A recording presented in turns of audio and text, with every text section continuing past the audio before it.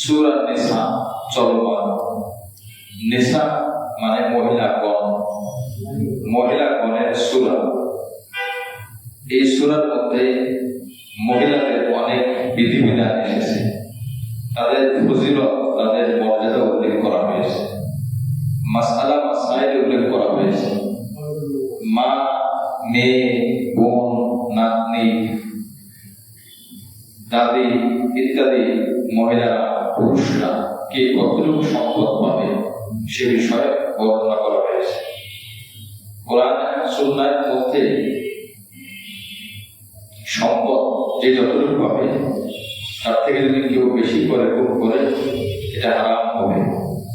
যদি কেউ বেশি ভোগ করে হারাম খাদ্য, হারাম খাবারের কারণে তার জীবনের ইবাদত কবুল হবে না, সে বিষয়ে এখানে আলোচনা করা হয়েছে। আল্লাহ পাক যেন আমাদের সকলকে কোরআন সুন্নাহ অনুযায়ী জীবনকে চালানোর তৌফিক দান করেন, আমিন। 2 নম্বর আয়াত থেকে তেলাওয়াত করা হয়েছে। প্রথম আয়াতের মধ্যে আল্লাহ পাক বলেছেন, হে মানুষ, তোমাদের রবকে ভয় করো, যিনি তোমাদেরকে সৃষ্টি করেছেন একটা আত্মা থেকে। এরপরে আল্লাহ পাক বলেন, তোমরা ওই আল্লাহকে ভয় করো যে আল্লাহর নামে তোমরা ভিক্ষা করো, মানুষের কাছে যাও। সাথে সাথে তোমরা আত্মীয় স্বজনের ব্যাপারেও সতর্ক থাকো, আত্মীয় স্বজনের ব্যাপারেও তোমরা সতর্ক থাকো। কারণ হাদিসের মধ্যে এসেছে, নবী আলাইহিস সালাম বলেন যে আত্মীয় স্বজনের সাথে সম্পর্ক বজায় রাখে সে আমি আল্লাহর সাথে সম্পর্ক বজায় রাখে। সুবহানাল্লাহ। Oman ওয়াসালাহু ওয়াসালানি Oman কাতাআহু কাতাআনি। আর যে আত্মীয় স্বজনের সাথে সম্পর্ক নষ্ট করে সে কেমন যেন আমি আল্লাহর সাথে সম্পর্ক নষ্ট করে। এই যে একটা হাদিস, এই হাদিস শোনার পরে, এই হাদিস বলার পরে একটা মাথায় প্রশ্ন এসে যায়। প্রশ্ন হলো, অনেক সময় এমন হয় যে দিনই কাজ করার জন্য, ধর্ম পালন করার জন্য কখনো কখনো কোনো আত্মীয়র সাথে সম্পর্ক রাখলে, সম্পর্ক বজায় রাখলে আমি আমার আল্লাহর হুকুম পালন করতে পারি না, সেই ক্ষেত্রে কি করব?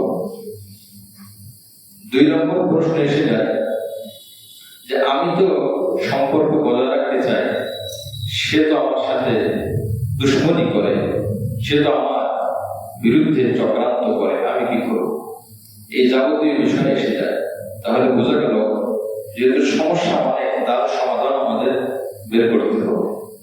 একদিনের আলোচনায়, একদিনের বৈঠকে দুনিয়ার সব বিষয় কিন্তু সম্ভব হয় না জানা। যাই হোক, আপাতত আজকে আমরা এতটুকুই জানবো যে আত্মীয় স্বজনের সাথে সম্পর্ক রাখলে আল্লাহ খুশি হয়, সম্পর্ক না রাখলে দুশ্মনী করলে আল্লাহ নারাজ হয়। তবে সাথে সাথে ব্রেনে এই কথাটাও রেখে দিব, কিছু আত্মীয় স্বজনের সাথে সম্পর্ক না রাখলে আল্লাহ খুশি হয়, সম্পর্ক রাখলে আল্লাহ নারাজ হয়। কথাটা আবার বুঝি, কিছু আত্মীয় স্বজন, কিছু ব্যক্তি, তাদের সাথে সম্পর্ক না রাখলে আল্লাহ খুশি হয়, আর সম্পর্ক রাখলে আল্লাহ নারাজ হয়। তাহলে দুইটা সাংঘর্ষিক দিক আমাদের সামনে চলে আসছে। এখন যেহেতু চলে আসছে, কোরআন সুন্নাহর আলোকে বিশ্লেষণ করে আমাদের জায়গা বুঝে সেই ব্যবহারগুলো করতে হবে। আত্মীয় সাথে সম্পর্ক বজায় না রাখলে আল্লাহ নারাজ হয়, এই কথাটা যদি আমরা আমল করতে গেলে কোন জায়গায় যদি দেখি যে আল্লাহ অসন্তুষ্ট হয় সম্পর্ক বজায় রাখলে, কিন্তু আমি ওই হাদিসটাকে মেনে সম্পর্ক বজায় রাখলাম, তাহলে আল্লাহ কিন্তু খুশি হবেন না।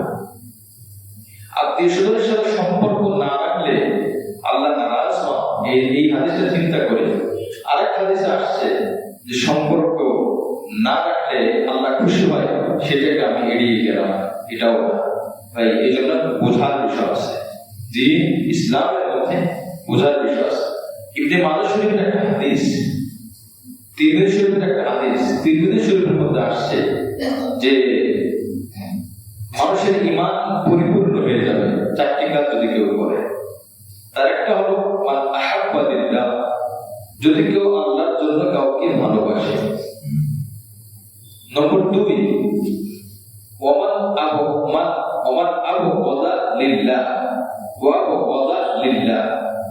যে আল্লাহর জন্য কারোর সাথে দুশমনি করে, এই কারোর সাথে কারোর মধ্যে আত্মীয় চলে আসে, এই কারোর মধ্যে অপরিচিত লোক চলে আসে, কারোর মধ্যে আমার কলিগও আসতে পারে, এই কারোর মধ্যে আমার আত্মীয় স্বজন আসতে পারে, কারোর মধ্যে আমার ক্লাসমেট যারা এরাও আসতে পারে, এই কারোর মধ্যে আমার বন্ধু, আমার ফ্রেন্ড সার্কেল যারা এরাও আসতে পারে।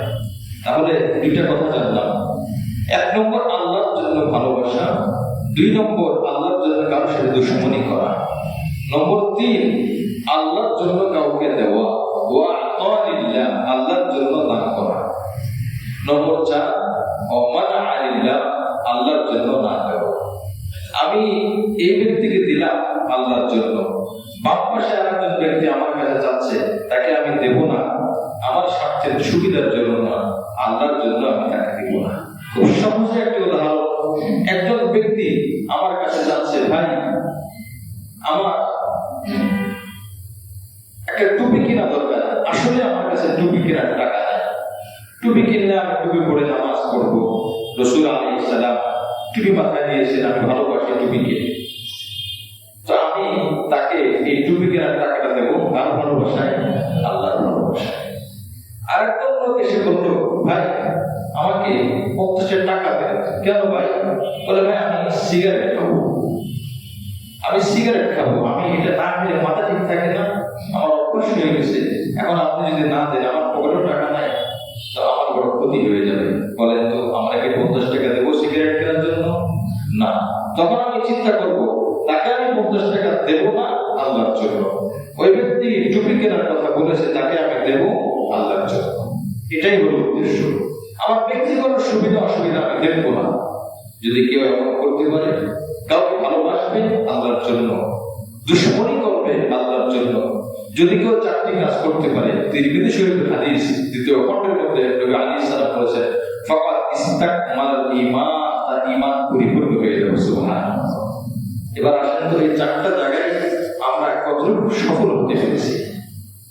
আমাদের প্রত্যেকের মধ্যে কিন্তু 4টা গুণ আছে, ভালোবাসা, দুশমনি করা, দেওয়া, না দেওয়া। 4টা গুণ আমাদের ধনী বলেন, গরিব বলেন, কিন্তু এই ভালোবাসার জায়গায় দুশমনি করি, আর দুশমনির জায়গায় ভালোবাসি। দেওয়ার জায়গায় দেই না, না দেওয়ার জায়গায় দিই, কত বলেন ঠিক কিনা? তখন আর আল্লাহর জন্য হয় না। যখন আল্লাহর জন্য হলো না, তখন ঈমান আর পরিপূর্ণ হলো না। একজন সাহাবী আব্দুল্লাহ বিন মুগাফফাল রাদিয়াল্লাহু আনহু ইবনে মাজাহ শরীফের মধ্যে প্রথম খণ্ডে শুরুর দিকে এসেছে, তার আত্মীয় হয় ছোট একটা বাচ্চা, বুঝমান বালেক ছেলে, সে একটা পাথরের টুকরা নিয়ে নিক্ষেপ করতেছে। অহেতুক কোনো কাজ নাই, কোনো কারণ নাই, পাথরের টুকরা নেয়, কম করে নেয়, নিক্ষেপ করে।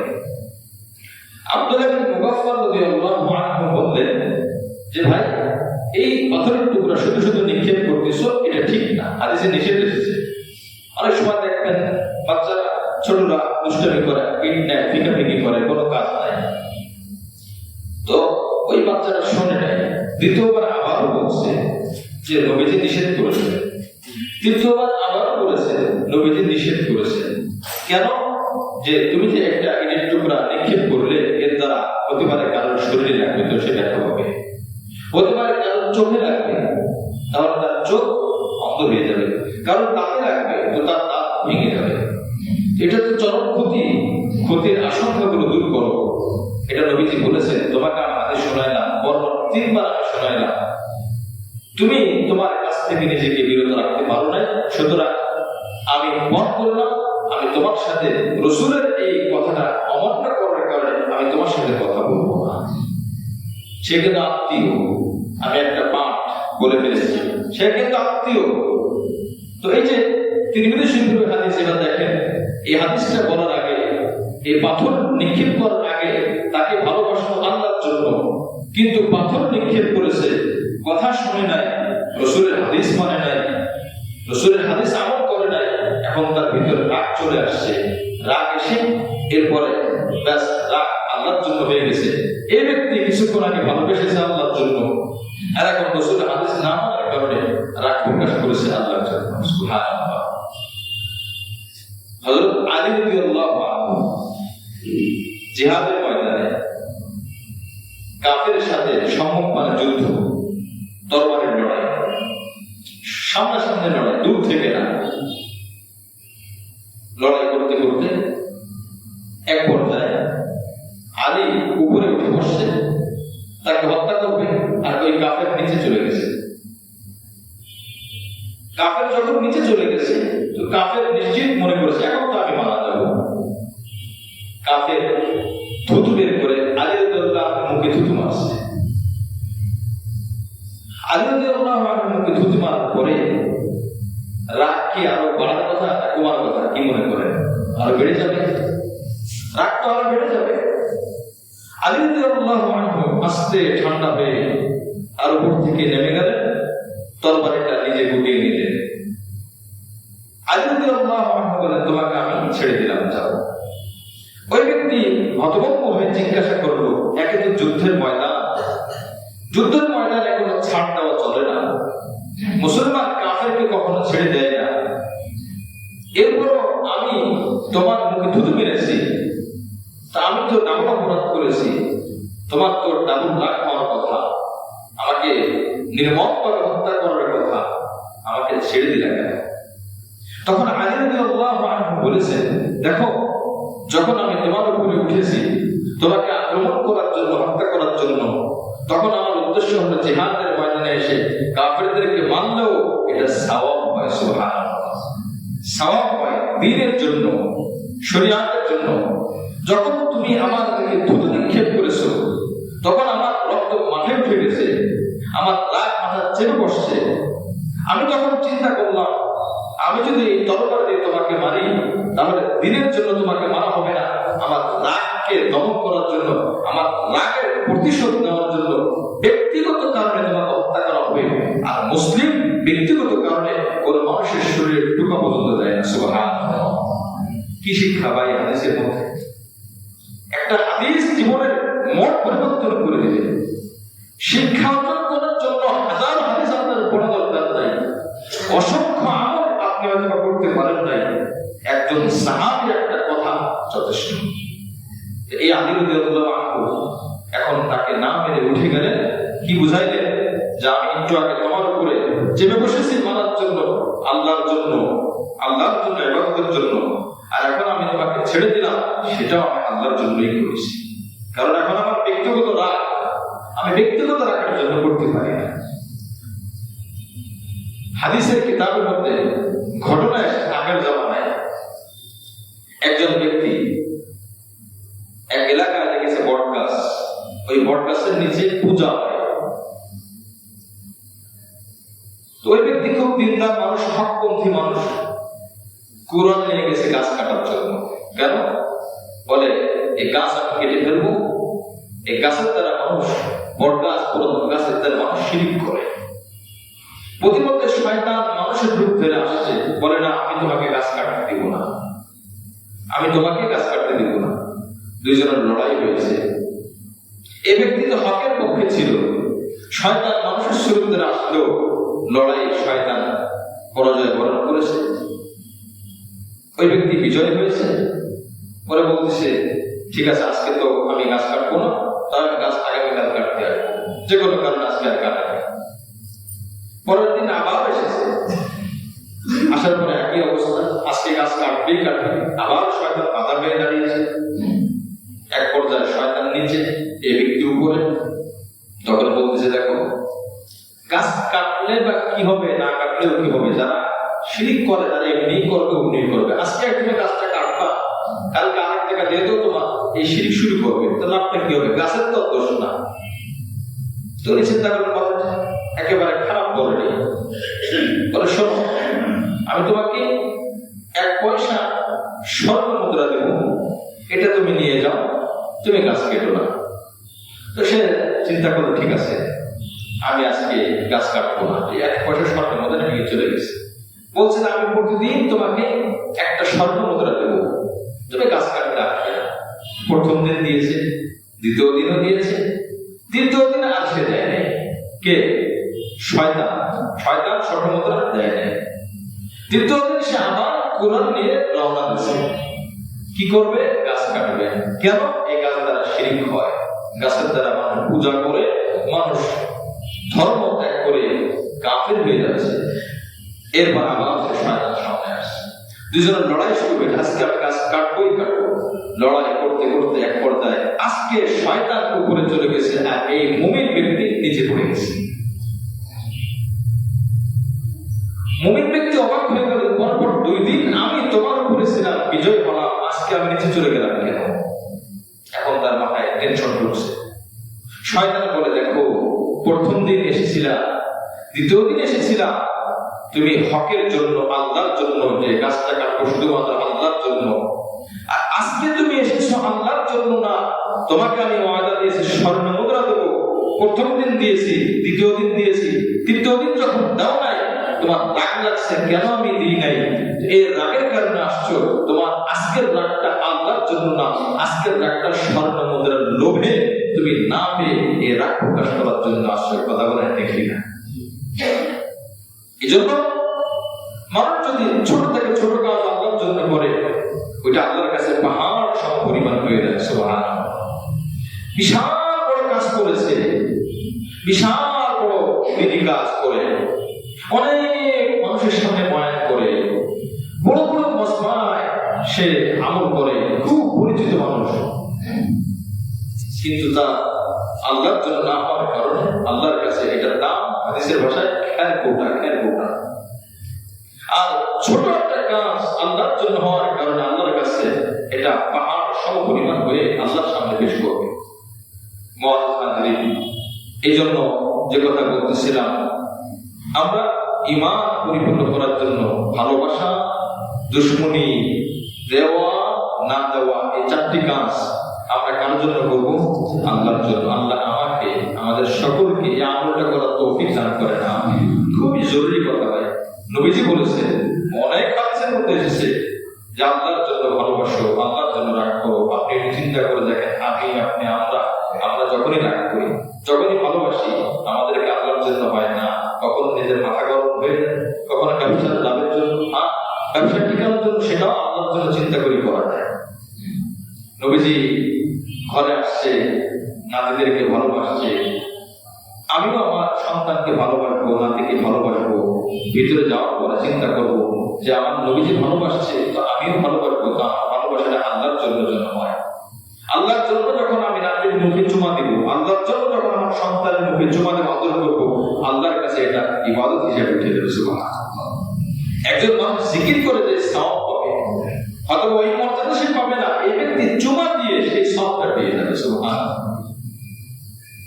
মুসলমান ভাত খাচ্ছে, আর প্রত্যেকটা লুকমার সাথে সাথে মুসলমানের আমলনামায় নেকি লেখা হচ্ছে। সুবহানাল্লাহ। আর পাশের আরেক মুসলমান, সেও ভাত খায়, তার খাবারটা একটা প্রাণীর খাবারের মতো, খাইলে পেট ভরে না, খাইলে ক্ষুধার্ত থাকে, সওয়াব হয় না, কোনো গুনাহ হয় না। এই জন্য হাদিসের মধ্যে এসেছে, রাত্রে যখন মানুষ ঘুমায় 3 ভাগে বিভক্ত হয়ে যায়। 3 ভাগে বিভক্ত হয়ে যায়। 1 ভাগ এরা ঘুমায়, নেকিও হয় না, গুনাহ হয় না। আরেক ভাগ মানুষ ঘুমায় থাকে, তারপরও তার আমলনামায় গুনাহ লেখা হয়। নাউজুবিল্লাহ। আরেক ভাগ মানুষ ঘুমায়, সে ঘুমায় আছে, তারপরও তার আমলনামায় নেকি লেখা হয়। সুবহানাল্লাহ। ভাত খাইলে, কেউ খাইলে নেকি হয়, কেউ খাইলে কিছুই হয় না, পেট ভরে শুধু। একজন ছাত্র বাড়ি বানাচ্ছে, বানানোর পরে জানালা দিচ্ছে, জানালা কাটতেছে। বলে, জানালা কাটো কেন? বলে, দক্ষিণ দিক থেকে ঠান্ডা হিমের বাতাস আসবে, এই জন্য আমি বাতাসের জন্য জানালা কাটতেছি। তখন হুজুর তার ছাত্রকে শিক্ষা দিচ্ছে, একটা কাজ করা যায় না, তুমি যে জানালা কাটতেছো, এদিকে তোমার মসজিদের মিনার থেকে আযানের আওয়াজ আসবে, তুমি নিয়ত করো যে আমি জানালা কাটতেছি আযানের আওয়াজ করে শোনার জন্য। সুবহানাল্লাহ। আচ্ছা, তুমি যদি আযানের আওয়াজের নিয়তে জানালা কাটো, বাতাস কি কোনো প্রতিবন্ধক হবে? কি বলে, কোনো প্রতিবন্ধক হবে না। যদি নিয়ত না করো, তাও কোনো প্রতিবন্ধক হবে না। তবে যদি তুমি এই আযানের নিয়ত করো, বাতাস ঠিকই আসবে মাঝখান দিয়ে, এই জানালা কাটা, এই পাতা কাটা তোমার সওয়াবের কারণ হয়ে যাবে। আর যদি শুধু বাতাসের নিয়ম করো, বাতাস ঠিকই খাবা, কিন্তু তোমার আমল নামের সওয়াব হবে না। এই জন্য রাসূল করিম সাল্লাল্লাহু আলাইহি ওয়াসাল্লাম আমাদের পুরো জীবনটা ঈমানের উপরে, ইসলামের উপরে সাজিয়ে দিয়েছে। আল্লাহ আমাদের সকলকে তৌফিক দান করেন। আমিন। যে কথা বলতেছিলাম, 2 নম্বর আয়াত আল্লাহ পাক বলেন, ওয়া আতুল ইয়াতামা আমওয়ালাহুম, এতিমদেরকে তাদের মাল দিয়ে দাও, ইলা আমওয়াল ওয়ালা ওয়া আতুল ইয়াতামা আমওয়ালাহুম ওয়ালা তাতাবাদদালু খাবিথা বিত-তাইয়্যিব। হারাম খাবার হালালের সাথে মিলিয়ে ফেলো না। তোমার খাদ্যটা তোমার জন্য হালাল, এতিমের কোন হক আছে, এতিমের কোন অংশ আছে, এতিমের কোন ফান্ড আছে তোমার কাছে, এটা তোমার জন্য হালাল না। এই জন্য আল্লাহ পাক বলেছেন এতিমকে তার মাল দিয়ে দাও, আর নাপাককে পাকে জিনিসের সাথে মিলিও না। ওয়ালা তাকুলু আমওয়ালাহুম ইলা আমওয়ালিকুম, তাদের মাল তোমাদের মালের সাথে মিলিয়ে তোমরা ভক্ষণ করো না। ইন্নাহু কানা হুবান কাবীরা, এটা অনেক বড় গুনাহ, অনেক বড় গুনাহ, কবিরা গুনাহ।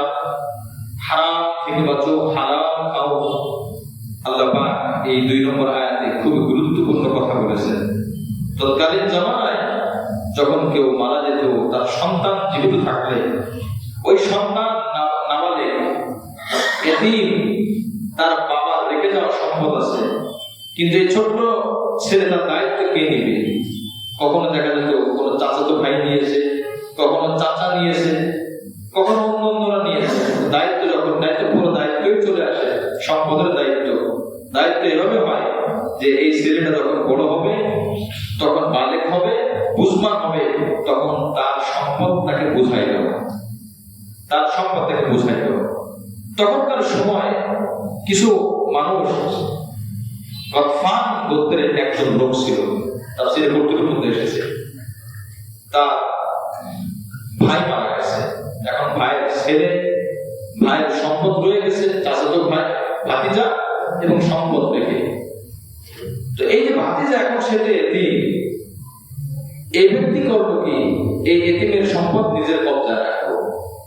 ভাতিজা বড় হলো, বালিক হলো, বালিক হওয়ার পরে ভাতিজা বলতেছে যে চাচা, আমার সম্পদ আমাকে বুঝাই দেন, আমার বাবা রেখে যাওয়া সম্পদ আপনার দায়িত্ব ছিল। সে বলতেছে না, তুমি আমার সম্পদ, তোমার সম্পদ কই? এতকাল তোমাকে আমি খাওয়াইছি, পড়াইছি, দেখাইছি, এগুলো সব শেষ হয়ে গেছে, অর্থাৎ সে দিবে না।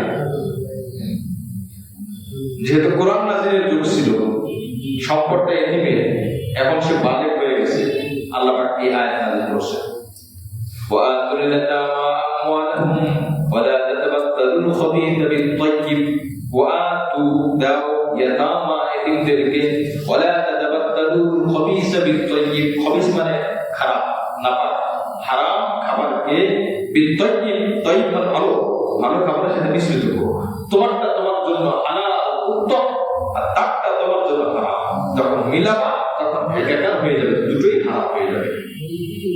এই জন্য দিয়ে দাও। তখন আয়াত নাযিল হয়েছে, ভয়ে সাথে সাথে সব করে ফেলে দিয়ে দিয়েছে। আর ওই ছেলেটা কি করছে? সে তো প্রাপ্তবয়স্ক, ওই ছেলেটা সম্পূর্ণ সম্পদ নিয়ে আমার আল্লাহর রাস্তায় সবগুলো দান করে দিয়েছে। সুবহানাল্লাহ। তখন নবী একটা কথা বলছেন, সাবাতাল আজরু লিগুলামিহি ওয়া তাবাতাল উজরু আলা ওয়ালিদিহি। আল্লাহ রাসূল বলছেন যে নেকি এই বাচ্চার জন্য আল্লাহ পাক অবধারিত করে দিয়েছেন। সুবহানাল্লাহ।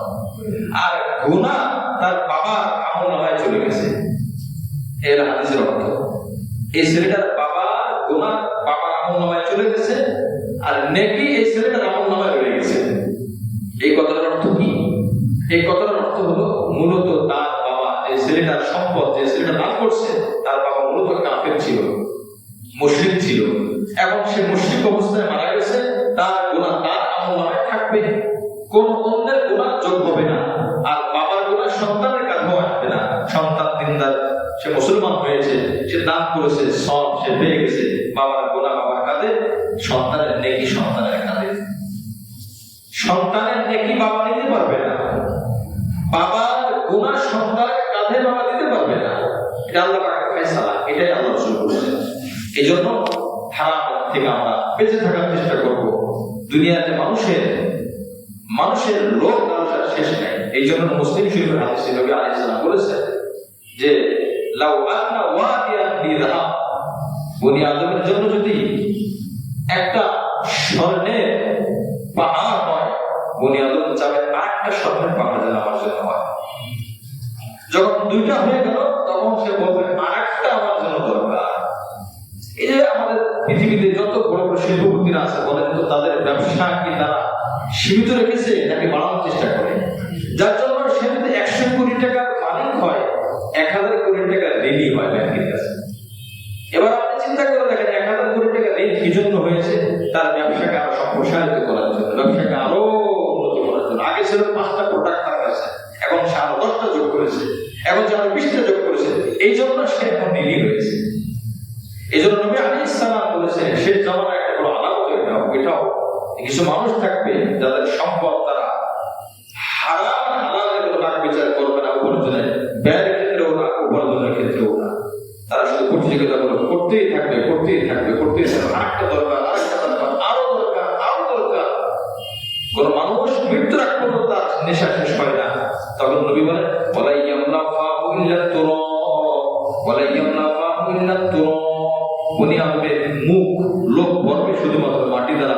যখন কবরে যাবে মাটি দিয়ে দেওয়া হবে, এরপর বলবে আর মাটি চাপাতেও না, আমার আর কিছু দরকার না, আমার আর কিছু দরকার নাই, যা নেকি করছি ওটাই এখন আমার দরকার। এই জন্য নবী আলাইহিস সালাম লোক করতে নিষেধ করেছেন। লোক করবো না, ইনকাম করবো, রিজিক অন্বেষণ করবো, চাকরি করবো, ব্যবসা করবো, কিন্তু লোক ভিতরের মধ্যে রাখা যাবে না।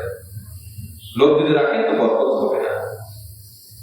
দুই ভাই, বাবা মা জীবিত দুনিয়াতে, বাবা মার কেউ খোঁজ খবর নেয় না। এক ভাই ভালো আর এক ভাই মন্দ। ভালো যে ভাই সে বলতেছে তার অপর ভাইকে, ভাই বাবা মার দায়িত্ব হয় তুমি নেবা, না হয় আমি নেব।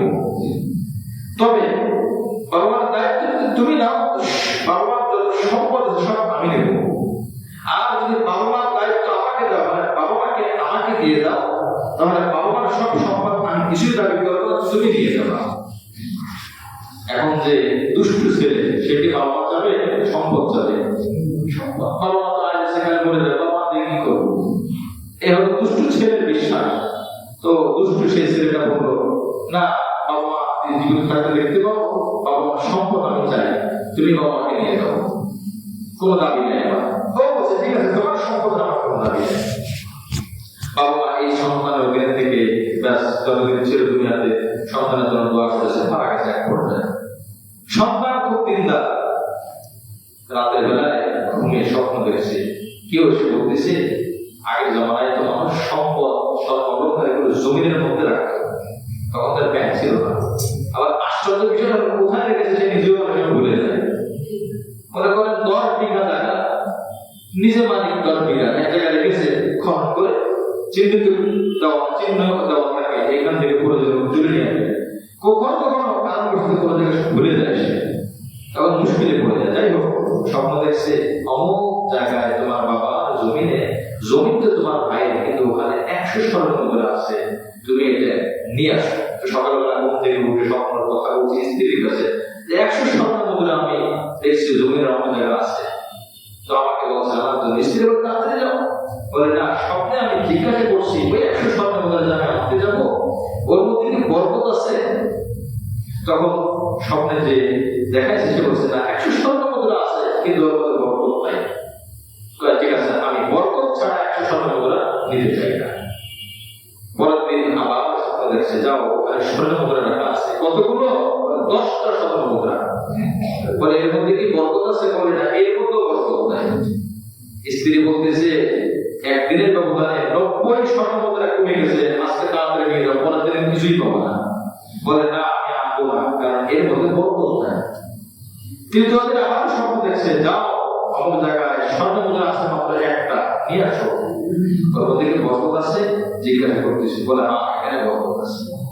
ঘুম থেকে উঠছে, স্ত্রীর কাছে বলছে। স্ত্রী বলে এখন যেও লাভ কি, না গিয়েও আর কি লস আছে? 99টা স্বর্ণ মুদ্রা তুমি হাতছাড়া করছো। যাই হোক, বেচারা বরকতের লোভে চলে গেছে। ওই স্বর্ণ মুদ্রা নিয়ে ফিরতেছে মাছ বাজারে থেকে দুটা মাছ কিনছে, বহুদিন মাছ খাই না, ভালো খাবার খাই না, মাছ কিনে আসছে বাড়িতে, যখন স্ত্রী কাটছে সাগরের মাছ, স্ত্রী মাছ কাটার পরে দেখে ভিতরে আস্ত দুইটা, প্রত্যেকটা মাছের পেটের মধ্যে মুক্তা রাখা। সুবহানাল্লাহ, খুব দামি মুক্তা। রাজা বাদশাহের কাছে বড় গর্বের সম্পদ ছিল মুক্তা, মানে মুক্তা। তৎকালীন সময় সংবাদ ছড়িয়ে গেল, গরিব মানুষ মুক্তা দিয়ে কি করবে? বাদশা প্রস্তাব দিয়েছে তাকে, তোমার এই দুইটা মাছের পেটের মধ্যে যে তুমি মুক্তা পেয়েছো, এটা দেওয়ার জন্য আমি তোমাকে 7টা উট ভর্তি স্বর্ণ মুদ্রা তোমাকে দেবো, ওই দুইটা মুক্তা তুমি আমাকে দিয়ে দাও। সুবহানাল্লাহ, কয়টা? 7টা উট ভর্তি স্বর্ণ মুদ্রা। স্বপ্ন দেখেছিল মাত্র 100 স্বর্ণ মুদ্রা, আর এখন একটা উটের মধ্যে 1000 স্বর্ণ মুদ্রা। এটা দান করবো হালাল ভাবে, যখন অনেক আসবে এটাও বলবো, হালাল ভাবে যখন কম আসবে সেটাও বলবো। এক কথায় হালালের সাথে আল্লাহ আছে, রসুল আছে, হারামের সাথে আল্লাহ নাই, রসুল নাই, আছে শয়তান। অনেক হতে পারে। আল্লাহ পাক আমাদেরকে হালালের মধ্যে বরকত দান করেন, আমিন। এই জন্য আমার ভাই, আল্লাহ পাকের এই কথাটা তোমরা এতিমদেরকে দিয়ে দাও। এতিম কাদেরকে বলে? এখানে একটা ভুল ব্যাখ্যা আমাদের অনেক জানা আছে। 20 বছর হয়ে গেছে, 30 বছর হয়ে গেছে, তাকেও এতিম বলে না। হাদিসের মধ্যে এসেছে, নবী আলাইহিস সালাম বলেন, যখন কেউ বালেগ হয়ে যায়, যখন কারো উপরে নামাজ ফরজ হয়, মেয়ে হোক আর ছেলে হোক, শরীয়তের পরিভাষায় তাকে এতিম বলে না। হ্যাঁ, তার বাপ নাই এটা বলা যাবে, কিন্তু এতিম বলে না। যে এতিমের ফজিলত আছে আলাদা, যে এতিমের গুরুত্ব আছে আলাদা, তারপরেও বালেগ হয়ে গেল, তাকে খেদমত করা, তাকে সহযোগিতা করা একদম খালি না, বিনিময় সে পেয়ে যাবে। কিন্তু শরীয়তের ভাষায় মূলত এতিম তাকে বলে। না হলে তো এতিমের যদি মানে এই সংখ্যা না থাকে, তো পৃথিবীতে এতিমের সংখ্যাই বেশি। কয়জনের বাবা আছে? এখানে আমরা যারা বসা আছে, কয়জনের বাবা আছে? এতিমের সংখ্যাই তো বেশি। এই এতিম গ্রহণযোগ্য না শরীয়তের পরিভাষায়। যাই হোক, আল্লাহ রাসূল সাল্লাল্লাহু আলাইহি ওয়াসাল্লাম নিজে এতিম ছিলেন, তাই এতিমকে ভালোবাসতেন, গরিবকে ভালোবাসতেন, মিসকিনকে ভালোবাসতেন। কোরআন হাদিসে দুইটা শব্দ এসেছে, এতিম, মিসকিন। এতিম বাবা নাই, এতিমের সম্পদ থাকতেও পারে, নাও থাকতে পারে, কিন্তু বাবা নাই। মিসকিন বাবা থাকতেও পারে, নাও থাকতে পারে, কিন্তু গরিব। মিসকিন মানে অসহায়, গরিব। আর এতিম মানে অসহায় না, এতিমের সম্পদ থাকতে পারে, খেদমত করলে সওয়াব পাওয়া যাবে, তার বাবা নাই। এই জন্য কোরআন হাদিসে দেখবেন, যত টাকা আসছে এতিমও আসছে, মিসকিনও আসছে। আবার অনেক সময় শুধু এতিমদেরকে কেন্দ্র করে চিন্তা করি না, মিসকিনও রাখবো, কারণ এতিমও যে কোরআনের শব্দ, মিসকিনও কিন্তু সেই কোরআনের শব্দ। এতিমও যে হাদিসের শব্দ, মিসকিনও যে হাদিসের শব্দ। তবে যে এতিম ছিলেন, এতিমের মর্যাদা ভিন্ন, কিন্তু পাওয়ার ক্ষেত্রে সবাই কিন্তু কারণ থেকে কেউ কম না। এই জন্য আমরা যেমন গত কয়েক মাস আগে ঢাকার বাইরে যে কোনো জেলা থেকে এক ইমাম সাহেব আমার ফোন দিয়েছে যে হুজুর, এক ভদ্রলোক, উনিও আলেন, উনি মানত করছে যে হুজুর, আমার ভাই, আমার আল্লাহ আমার কাজটা যদি হয়ে যায়, আমি 100 এতিমকে খানা খাওয়াবো। আল্লাহ তার কাজটা পুরা করছে। এখন 100 এতিম কোথায় পাবে? গ্রামের মধ্যে মাদ্রাসা ছোট ছোট, ছাত্র কম, 100 এতিম কোথায় পাবে? মাসলার দিকে করছে। এখন বলেন মাসলা কি হবে? 100 এতিম নিজে খাওয়াবে, খুঁজতে খুঁজতে তো অবস্থা খারাপ। মাসলা হলো যদি এতিম হবে খুঁজে না পায়, এতিম তার উদ্দেশ্য অসহায়, কিছু এতিম থাকবে, কিছু মিসকিন থাকবে, মিলে যদি 100 মানুষ, 100 গরিবদেরকে খাওয়াই দেয়, তো তার দ্বারা তার এই কসম বা তার মান্যতা আদায় হয়ে যাবে। এই জন্য আমরা কোরআন হাদিসের মধ্যে আল্লাহ রাসূল সাল্লাল্লাহু আলাইহি ওয়াসাল্লাম এতিমের কথা বলেছেন, আনা ওয়াল ইয়াতীম কাহাতাইন, আমি এতিম পাশাপাশি থাকবো। সুবহানাল্লাহ। এই জন্য এতিমদেরকে ভালোবাসা, এতিমের প্রতি সদয় হওয়া, এতিমের মাথায় হাত বুলানো, তাকে সেবা যত্ন করা। এখনকার সময় আমরা এতিমদের সহযোগিতা করতে শুধু অর্থ, শুধু খাদ্য, শুধু পোশাক বুঝি না, আরেকটা জায়গায় আমাদের বড় অভাব আছে, সেই অভাবটা আমরা পূরণ করার খেয়াল করতেছি না। আমরা মনে করি টাকা দিলে, কাপড় দিলে, চিকিৎসা দিলে সব হয়ে যাবে। না, এটা তো তার জাগতিক প্রয়োজন পুরা হলো, কিন্তু একটা এতিম অভিভাবক শূন্য, এই শূন্যতা দূর করে তাকে সঠিক জ্ঞান দেওয়া, সঠিক আদর্শ দান করা, তাকে যদি আমি সঠিক জ্ঞান না দিই, সঠিক পথ না দেখাই, হতে পারে তার কাপড়টা ভালো, তার পোশাক ভালো, তার জুতা ভালো, আমি সবকিছু দিলাম, আল্লাহ না করুন সে যদি লাইনচ্যুত হয়ে যায়, অমানুষ হয়ে যায়, তাহলে কি এটা অনেক বড় ক্ষতি না? সমাজের জন্য ক্ষতি হবে না? এই জন্য আমরা এদিকদের প্রতি সবাই ভাবো, শুধু অর্থ দিয়ে না, তাকে ভালো শিক্ষা দিয়ে, তাকে ভালো কথা বলে, তাকে খোঁজ খবর নেওয়া, তোমার ব্যবহার, তোমার আচরণ, তোমার শিক্ষা দিকে এগুলো ঠিক আছে কিনা, এটাও একটা যত্ন। নবী আলাইহিস সালাম একবার খেতে বসছে, একজন ছোট বাচ্চা খাবারের মধ্যে নবীজি একই সাথে তিনটা বিষয় তাকে শিখিয়েছে। ছোট বাচ্চা, গরিব বাচ্চা, সে একবার ডান হাতে খায়, একবার বাম হাতে খায়। নবী আলাইহিস সালাম বলছেন, কুল বিয়ামিনিক, তুমি ডান হাতে খাও, কেননা বাম হাতে শয়তান খায় আর ডান হাতে আমার মন খায়। সুবহানাল্লাহ। ডান হাতে খাও, এক কথা বলো ছোট বাচ্চা। আমরা অনেক সময় হেলায় ফেলায় ছেড়ে দিই, ছোট বাচ্চা করুক না। না না না, এখন আপনি যখন তাকে সুশিক্ষাটা দেবেন, এটা তার মাথার মধ্যে, মগজের মধ্যে ভালোভাবে ফিট হবে। 15 বছর পরে আপনি একটা কোনো দরকার বলে যা হবে, 7 বছর, 8 বছর, 6 বছরের একটা বাচ্চাকে একবার বলে তার থেকে বেশি পায় হবে। নবীজি 2 নম্বর আমল শিখালেন। ওই বাচ্চাটা বড় প্লেটে খাচ্ছিল, 3-4 জন মিলে বড় প্লেটে খাচ্ছে, একবার নিজের পাশ থেকে খায়, একবার অন্যের পাশ থেকে খাওয়া করে।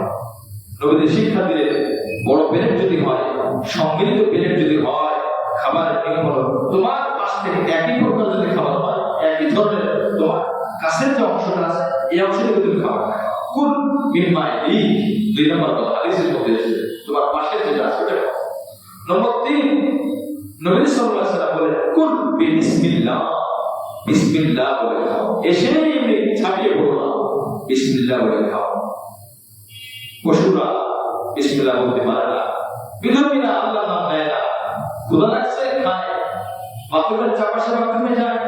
কিন্তু মুসলমান এটা, মুসলমান খাবার যখন সামনে আসবে, আল্লাহুম্মা বারিক লানা ফীমা রাযাকতানা ওয়া কিনা আযাবান নার, যদি আগে মুখস্থ না থাকে স্বাভাবিকভাবে দোয়া করা, যে দিক সামনে আসতেছে এর মধ্যে আপনি আমাকে বরকত দান করে, বরকত দান করে, বরকত।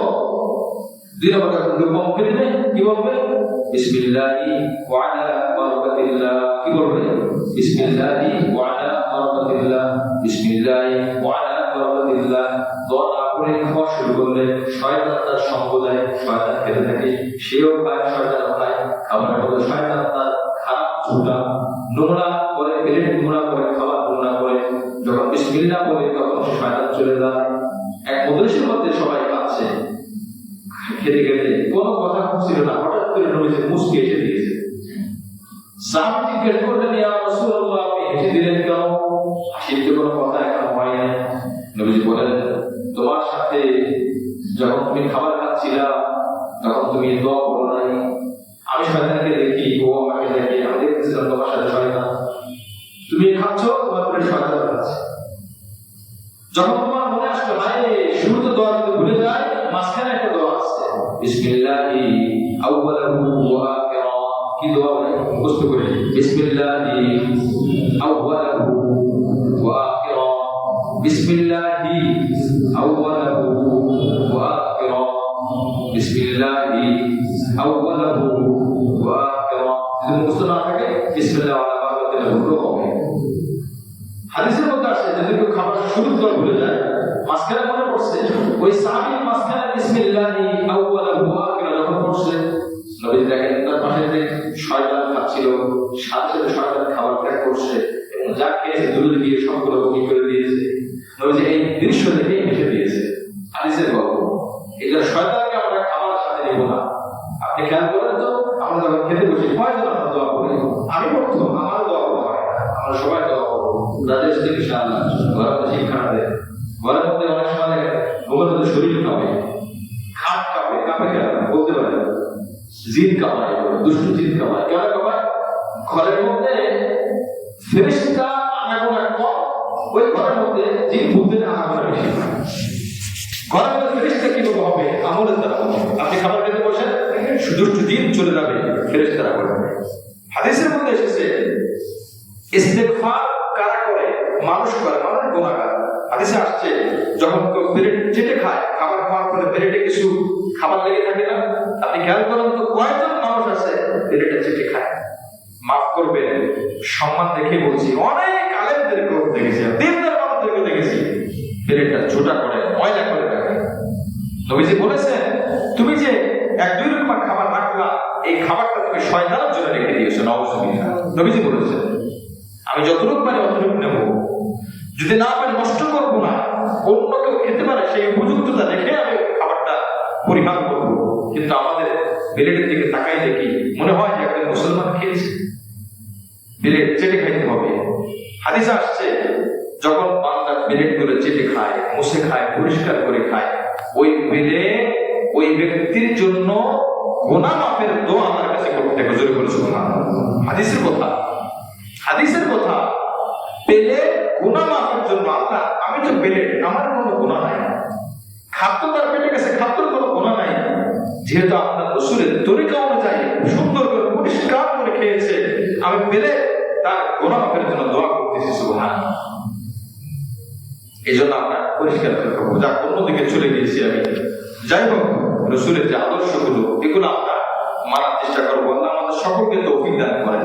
ভাই মাঝে মধ্যে যে কথাগুলো এদিক সেদিক কিছু সুন্নাত বলো ভাই, এগুলো আমরা ভুলে যাবো না, ইনশাআল্লাহ আমল করার চেষ্টা করবো। করা শুরু করি ইনশাআল্লাহ। আপনার খাবারের পান্তাবাত হয়, আপনি খাবারের পরিপূর্ণ বরকত পাবেন। আপনি বিরামের সেই ভিটামিন আপনার পান্তাবাতের আল্লাহ পাক দান করবে। সুবহানাল্লাহ। আমরা দুধ খাই, ভালো ভালো খাবার খাই, কিন্তু কাজে লাগে না। কেন লাগে না? বরকত নাই। বরকত আসে না কেন? সুন্নাত তরিকা হচ্ছে না। কি পরিমাণ খাবার অপচয় হয়, কি পরিমাণ খাবার নোংরা হয়। নবীজি বলেছেন, খাবার নষ্ট করো না, তুমি জানো না তোমার কোন কোন লুকমার মধ্যে, কোন টুকরার মধ্যে বরকত আছে। মনে করেন আপনার পেটে 2000 টুকরা ভাত আছে, আপনি 1900 টুকরা বা 950 টুকরা ভাত খেয়েছেন, 50 টুকরা রেখে দিয়েছেন। কথার কথা অবহেলা করে। নবীজি বলেছেন, তুমি জানো না কোন টুকরার মধ্যে বরকত আছে। ওই দেখা গেছে ওই 50 টুকরার মধ্যে বরকত আছে, পুরা খাবারটা খেয়েছি, বরকতটা আমি ফেলে দিয়েছি। নাউযুবিল্লাহ। বরকতটা আমি ফেলে দিয়েছি। তিরমিজি শরীফের মধ্যে আসছে, হাড্ডি যখন কেউ খাবে, হাড্ডিটা যেন সে নষ্ট না করে। গোশত খাওয়ার পরে হাড্ডি আছে না, হাড্ডি ময়লা না করে সুন্দর টাকা ফেলে দেওয়ার চেষ্টা করা।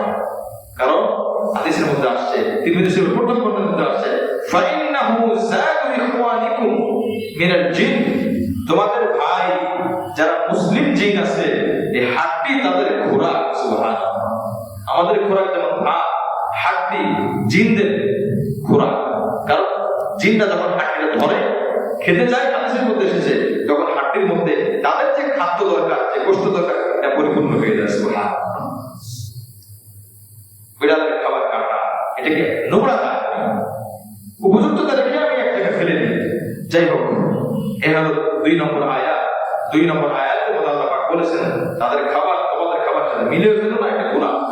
ওয়াইন কিন্তু আল্লাহ তুকসিদু ফিল ইয়াতামা। 2 নম্বর কথা হলো আরেকটা ঘটনা। এক নাবালেগ এতিম বাচ্চা মেয়ে, তার বাবা মারা গেছে, সে খুব সুন্দরী। তো এক চাচাতো ভাই তার দায়িত্ব নিয়েছে। দায়িত্ব নেওয়ার পরে সম্পদের লোক আসছে। কিছুদিন পরে চিন্তা করলো যে এই মেয়েটাকে তো বিবাহ করে নিই আমি, চাচাতো বোনকে তো বিবাহ করা যায়। তো বিবাহ করে নিয়েছে। উদ্দেশ্য কি?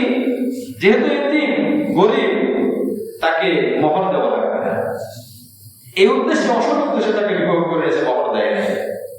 2 নম্বর অসৎ উদ্দেশ্য হলো, এই মেয়েটার যে সম্পদ আছে, যে বিবাহ করে, সে চিন্তা করে, অনেক সময় দেখবেন, মাফ করবেন, বিবাহের আগে চিন্তা করে শ্বশুরের কি আছে, করে না চিন্তা? শ্বশুরের কি সম্পদ আছে? সব ঠিক আছে, শ্বশুরের সম্পদ আছে, না নাই না, তাহলে চলবে না।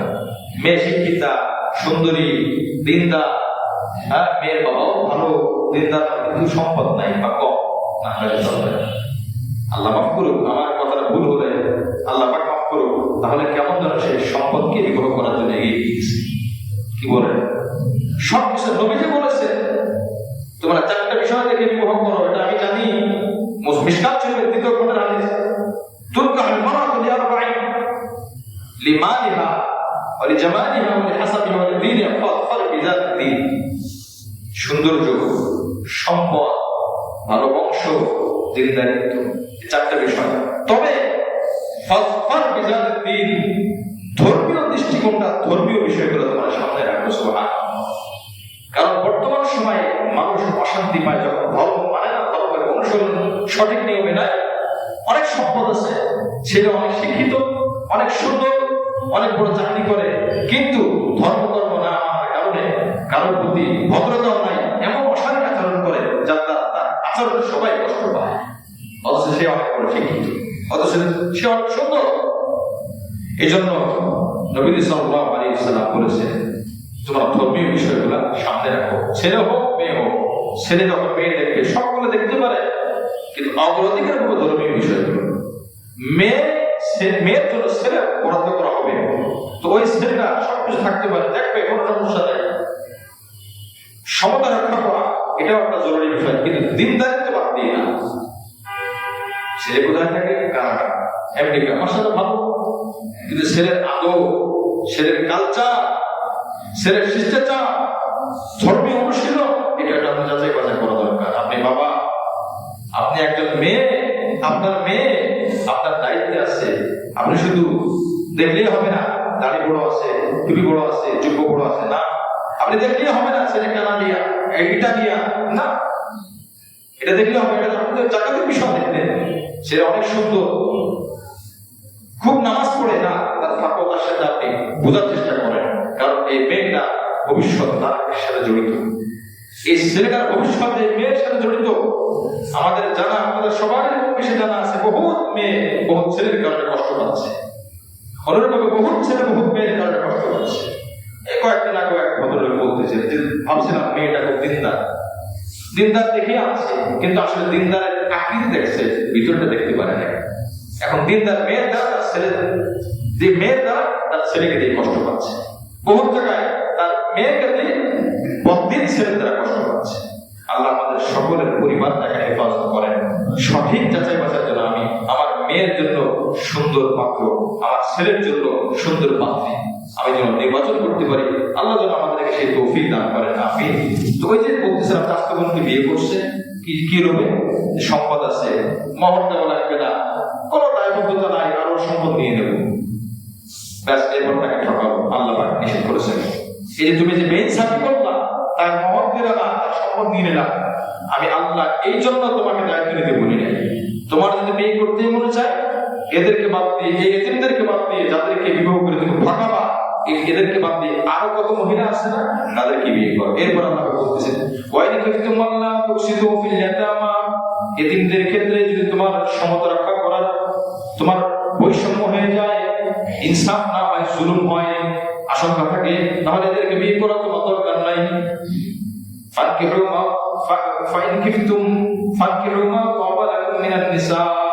অন্য মহিলাদেরকে বিবাহ করো, অন্য মহিলাদেরকে করো, এদেরকে করো যাদেরকে করলে বেইনসাফি হবে, জুলুম হবে। অনেক সময় গ্রামে এরকম হয়, গরিব ঘরের মেয়ে আনে একটা ছেলে, গরিব ঘরের মেয়ে আনে, কি জন্য? যেমন ইচ্ছে থাকে, ব্যাস যাতায়াত করে, গরিব মতো তার সাথে আচরণ করা হয়। কি এমন আজকে আছে না? বহুত আছে। গরিব ঘরের মেয়ে আনে কেন? আমি যা বলবো তাই শুনবে, যেমন আমি নাচা বলবে না। নাউযুবিল্লাহ। আপনার উদ্দেশ্য কি? আপনি কি তাকে নাচবো না? এই জন্য আল্লাহ রাসূল, আল্লাহ পাক সরাসরি বলতেছেন, দরকার নাই জুলুম মানে ওই বিবাহ আমি আল্লাহ পছন্দ করি না। ফাকিহু মা তাবা লাকুম মিনান নিসা, মহিলাদেরকে বিবাহ করো, অন্য মহিলা, মাসনা ওয়া সুলাসা ওয়া রুবা, 2, 3 অথবা 4, সর্বোচ্চ 4। ফাইন কিফতুম আল্লা তা'দিলু ফাওয়াহিদা, যদি তোমাদের মনে হয় 2 জন বিবি বা 3 জন বিবি বা 4 জন বিবি, 4 জনকে বিবাহ করলে সমতা রক্ষা করার আশঙ্কা আছে, তাদেরকে ইনসাফ হবে না তোমার দ্বারা, ফাওয়াহিদাতান, তাহলে একজনকে বিবাহ করো, 2 জনকে দরকার নাই। আওমা মালাকাত আইমানুকুম, অথবা তোমাদের অধীনে যে দাসী আছে, এই দাসীর সাথে, যালিকা আল্লা তাউলু, যালিকা আল্লা তাউলু। এই আয়াত 3 নম্বর আয়াত। এটাই সে আয়াত যে আয়াত দ্বারা প্রমাণ করা হয় একটা পুরুষ সর্বোচ্চ 4টা বিয়ে করতে পারে। কয়টা বিয়ে? 4টা বিয়ে। শর্ত আছে, সমতা রক্ষা করা। 4টা বিষয় সমানভাবে যদি কেউ সমতা রক্ষা করতে না পারে, হাসরের ময়দানে ওই স্বামী বিকলাঙ্গ, এই হাত পঙ্গু, পা পঙ্গু হয়ে, চোখ মানে অন্ধ হয়ে আল্লাহর দরবারে উঠবে। নাউযুবিল্লাহ। নবীজি বলেছেন, এখনকার সময়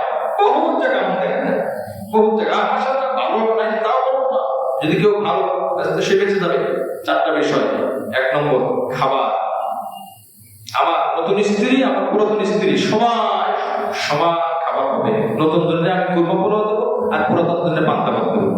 বৈষম্য না? এটা বৈষম্য আল্লাহ পাক পছন্দ করেন না। 2 নম্বর, পোশাক। নতুন জনকে আমি নতুন কাপড়, বড় বড় শপিং মল থেকে নতুন কাপড় দেবো, আর পুরাতন জনকে আমি পুরাতন কাপড় দেবো, কম দামি কাপড় দেবো। এই বৈষম্য ইসলামে জায়েজ নাই, হারাম। 3 নম্বর, জায়গা।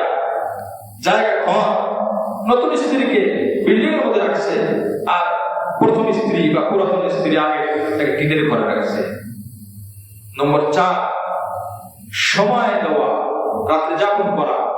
নতুন স্ত্রী যে কয়রাত পাবে, পুরাতন স্ত্রীও সে কয়রাত পাবে। অনেক সময় যুক্তি দেয়, ও নতুন, ওর সাথে বেশি সময় দিই, ওর সাথে কম সময় দিলে কি হবে, এতকাল তো ওর সাথে সময় দিয়েছি, এতকাল তো ওর সাথে সময় দিয়েছে, যে স্ত্রী ছিল সেটা প্রাপ্য, এই জন্য দিয়েছে, এই জন্য এখন এর সাথে বেশি দিবেন। কেন বেশি দিবেন? এক্ষেত্রে তো তখন বিবাহ করেন নাই। এই বিষয়টাকে বুঝে আসছে কিনা? 4টা বিষয় আমি আবার বলছি: খাবার, পোশাক, জায়গা, সময়। এই 4টা বিষয় সমান সমান। হযরত থানবী রাহমাতুল্লাহ আলাইহির কাছে হযরত থানবী রাহমাতুল্লাহ 2 বিবাহ করেছে, 2টা তরমুজ আসছে, 2টা। আমার জানা আছে বাংলাদেশে 2টা তরমুজ ধরে। এখন 2 স্ত্রী, 2জনের কাছে 2টা দিলেই তো হয়ে যায়। উনি করছেন কি, মানুষের সামনে ছুরি আনছেন, এনে এটা অর্ধেক করছে আর এটা অর্ধেক করছে। অর্ধেক করার পর এটা 2টা হয়েছে, এটা 2টা হয়েছে। এখান থেকে একটা ওই স্ত্রীকে আর একটা স্ত্রীকে, এখান থেকে একটা ওই স্ত্রীকে একটা স্ত্রীকে জিজ্ঞাসা করলো শিষ্যরা, হুজুর 2 তরমুজ 2 স্ত্রীর কাছে দিলেই তো হয়ে যায়। বলে, তোমার যুক্তি উপরে আর আমার যুক্তি ভিতরে। কেন? 2টা তরমুজ আসছে, 2টাই কি সমান মিষ্টি হবে? কি বলে? 2টাই কি সমান লাভ হবে? না। তো যাকে আমি মিষ্টি বেশিওয়ালা দেবো, যাকে কমওয়ালা দেবো, এটা বেইনসাফ হয়ে যাবে। এই যে আমি মাঝখানে কাটছি, যে মাঝখানে কাটার দ্বারা 2 স্ত্রী সমান সমান পেয়েছে। মিষ্টিওয়ালা বেশিওয়ালা তরমুজ 2 স্ত্রী অর্ধেক পেয়েছে, মিষ্টি কমওয়ালা তরমুজ 2 স্ত্রী অর্ধেক পেয়েছে। বলেন তো এই ইনসাফ কি আমাদের মধ্যে আছে? যদি না থাকে আমাদের দ্বারা বিবাহ করা যায় না। বহুত রিপোর্ট এমন আসে, সন্তানরা বিচার দেয়, হুজুর বাবার একটু বোঝান, বাবার একটু বোঝান। এটা আমি শুনে বলতেছি, আমি নিজে আমাকে বোঝানোর জন্য বলা হয়, মুরব্বী বাবা একটু বোঝান, আমার মায়ের সাথে ভালো আচরণ করে না, আমার মায়ের সাথে সময় দেয় না, আমার নতুন যে মা আসছে, সৎ মা, তার সাথে বেশি সময় দেয়, তাকে ভালো ভালো জিনিস দেয়, আমাদের খোঁজ খবর রাখে না। কি বলেন, এমন আছে কি আছে? এই পুরুষ অপেক্ষার যখন আপনাকে মাফ না করে আর দুনিয়া থেকে ইনসাফ প্রতিষ্ঠা করতে না পারে, হাসরের ময়দানে বিকল্প অবস্থা, প্যারালাইসিসের রোগের মধ্যেও যে উঠবো ওখানে। তার বিয়ে করা খরচ না, ওয়াজিব না। যদি সে সমাজ রক্ষা করতে পারে, এমন সময় আসবে যে মহিলার অনেক হয়ে গেছে, কখনো কখনো দরকার হবে, সেটা শর্ত সাপেক্ষে। যাই হোক, এটা অন্য বিষয়। তো যাই হোক, এই আয়াতের মধ্যে বলা হয়েছে 4টা পর্যন্ত বিয়ে যায়। এখানে 3টা ফিরকা, 3টা দলের কথা বলে আমি আলোচনা শেষ করে দেব। আমরা জানি কোরআন দিয়ে মানুষ যেমন হেদায়েত পায়, কোরআন দিয়ে এরকম গোমরাও তো হয় কি হয় না? আমি 3টা ফিরকার কথা বলছি এই মুহূর্তে। 1 নম্বর ফিরকা খাওয়ারেজ, খারেজি। এরা বলে বিবাহ 18টা পর্যন্ত করা যায়। জোরে বলে নাউজুবিল্লাহ। কয়টা পর্যন্ত? 18টা। দলিল দেখেন, এই যেখানে লেখছে মাসনা, সুলাসা, রুবা, 3টা শব্দ। মাসনা, সুলাসা, রুবা। মাসনা মানে বলে, মাসনা মানে 2 2, শব্দের অনুবাদ 2 2, কিন্তু বর্তমান সময় এইভাবে না, 2 অথবা 3 অথবা 4, এটা হলো মূল উদ্দেশ্য আল্লাহ পাকের।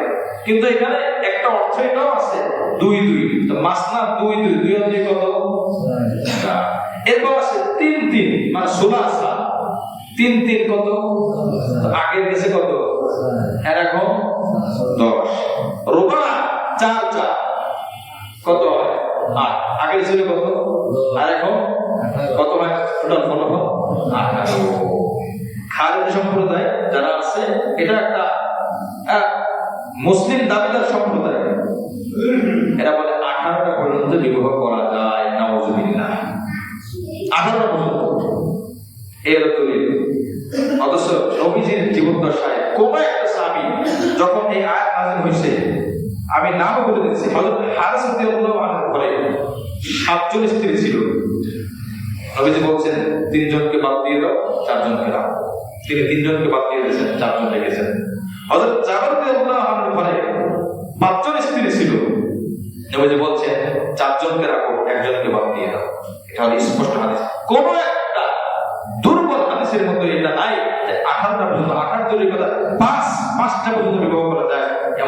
হাদিস নাই, এমন কোনো আয়াত নেই। 2 নম্বর হলো শিয়া সম্প্রদায়। শিয়া আছে না, শিয়ার মধ্যে অনেকগুলো দল আছে। সব শিয়া কাফের না, সব শিয়া খাঁটি মুসলিম না। আমরা এটা মাথায় রাখবো। শিয়াদের মধ্যে এরা বলে 9টা পর্যন্ত বিবাহ করা যায়। কয়টা পর্যন্ত? 9টা। তারা দলিল দেখে দেখেন, মাসনা মানে 2, সুলাসা মানে 3, 3 আর 2 কত? 5, রুবা মানে 4, এই 4 আর 5 9, এই 9টা পর্যন্ত বিয়ে করা যায়। অথচ নবীর থেকে কোনো প্রমাণিত না। এই হলো 2টা ফিরকা। আরেকটা ফিরকা আছে, এই ফিরকার নাম আমি এই মুহূর্তে বলতে যাচ্ছি না। তারাও কখনো কখনো বলতে চায় যে 9টা পর্যন্ত বিয়ে যায়। এবার আসেন 18 জানলাম, 9 জানলাম, 4 জানলাম, সহি কোনটা? 4 না 9 না 18? বাকি 2টা বাকি।